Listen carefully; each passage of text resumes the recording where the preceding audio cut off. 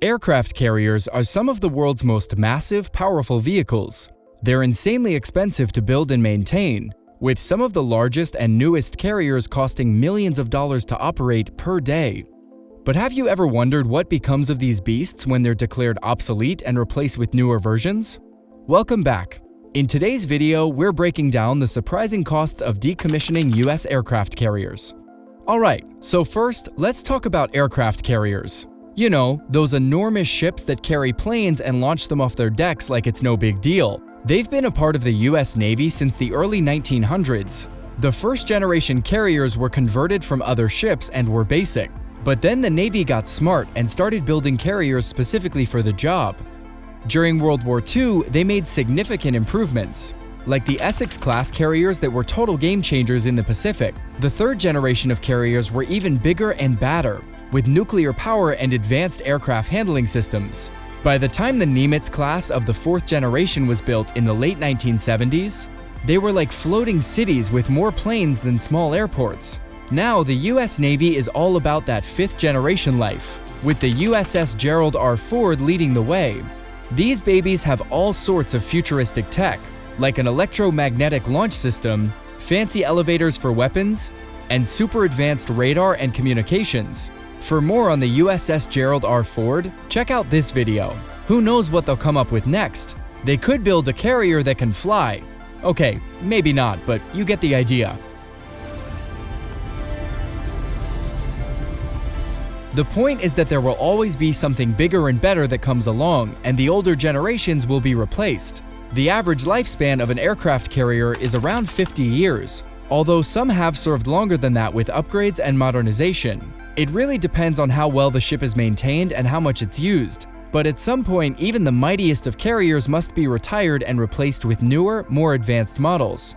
And there's still quite an adventure ahead for the ship that's saying goodbye to service. Once an aircraft carrier has been earmarked for decommissioning, the first step is inactivation. The Navy Inactive Ships Office develops a plan to transition the ships from the fleet and move them to a Naval Inactive Ship Maintenance Facility, or NISMF. There are 3 of these specialized facilities in the US, one in Hawaii, one in Washington State, and one in Philadelphia, Pennsylvania.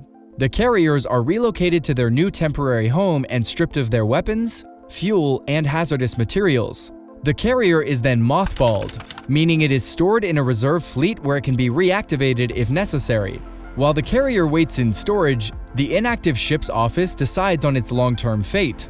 There are a lot of considerations to be made, from current military needs, balancing fleet numbers, and of course, finances. Some carriers are mothballed for decades, like the USS Bonhomme Richard, which was mothballed for 20 years before being sold and scrapped. When mothballed, occasionally carriers will be called back into service and loaned to other fleets when needed, but it's not common. Pulling an aircraft carrier back into service instead of commissioning a new one could save billions, but storage isn't cheap. It costs the Navy about $200,000 annually to mothball any ship, and aircraft carriers can cost multiple millions. In the past, deactivated aircraft carriers were sometimes given a second life as training vessels. 103, yes sir. Green light out. Green light out, boss. Roger, 36. For over 20 years, the USS Lexington served as a training ground for student aviators in Pensacola, Florida, and Corpus Christi, Texas. The Lexington was initially planned to be replaced with the USS Forrestal, the first ever supercarrier in the US Navy and the namesake of its class. But the replacement never happened. The Forrestal was stricken from the Naval Vessel Register in 1993, and the Navy has been without an official training carrier since then. C'est la vie. The Forrestal met the same fate most decommissioned aircraft carriers have: sold for scrap. Once a decommissioned carrier has been marked for scrap, the Navy begins stripping it of anything that can be used to support the rest of the carrier fleet. Anchors, propellers, and other parts are repurposed on new ships, while any classified tech is removed for security. Once the carrier is down to bare bones, the Navy opens it for scrapping bids. That's right, and the Navy usually has to pay for a scrap metal company to tow and dismantle the ships. It's like when you have an old piece of furniture you don't want anymore. and the headache of taking it to the dump is too big, so you tell your friend you'll pay him $20 to come to take it. The Navy is just relieved to have it off their register. Ship scrappers submit bids for the contract to scrap the carrier and do their thing. But in a recent sale, the US Navy actually sold 2 decommissioned carriers to International Shipbreaking Limited in Texas for 1 cent each. The Kitty Hawk and John F. Kennedy were still full of enough scrap steel, iron, and non-ferrous metal ores to earn the scrapper a good return, hence the agreement to do it for free. It's also not uncommon for scrappers to sell pieces of the ships on eBay to collectors and nostalgic veterans who once served on their decks.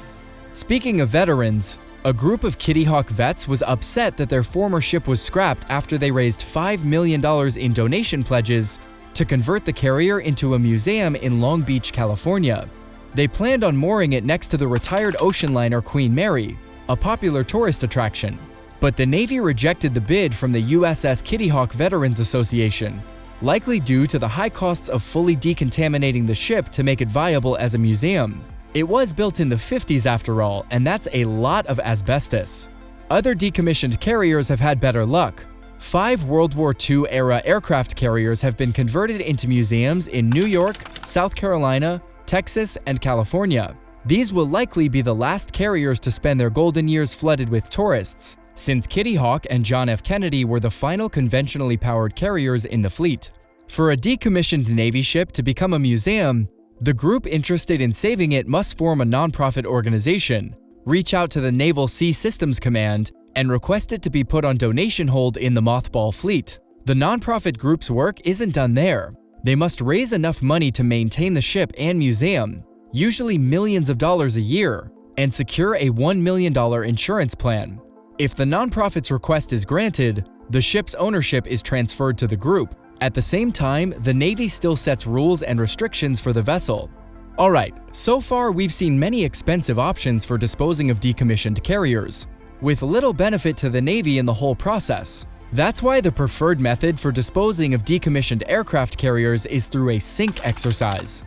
A program called SINKEX oversees the entire process of sinking the carrier, from a thorough cleaning to searching for the perfect location to scuttle it. It's not a fast or easy process. First, SINKEX must work within EPA guidelines and comply with the Marine Protection, Research, and Sanctuaries Act to ensure all hazardous materials are removed from the ship.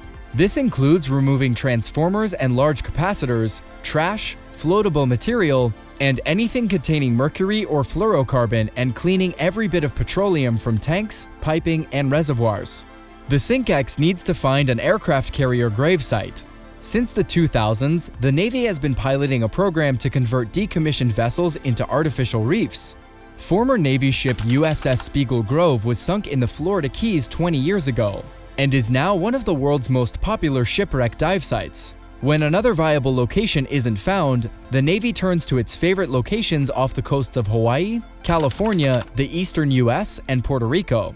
Before scuttling the carrier, the Navy puts it through a real beating. Live fire tests on decommissioned ships are the only opportunity the Navy has to test their ships against weapons in real-life scenarios. During these sinking exercises, SINKEX collects tons of valuable data above and below the waterline that help influence the future design of naval equipment and ships. In May of 2005, the decommissioned aircraft carrier USS America was scuttled off the coast of Cape Hatteras, North Carolina.